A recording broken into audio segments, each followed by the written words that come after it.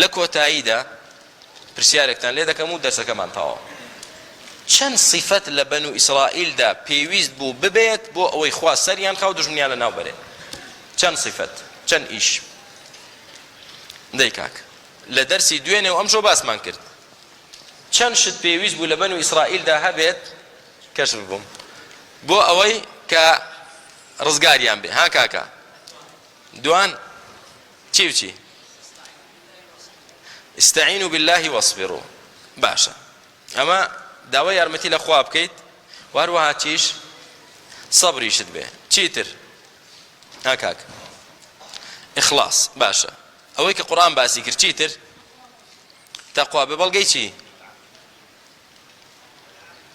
تی پرسیاری بەڵگەم لێ مەکە.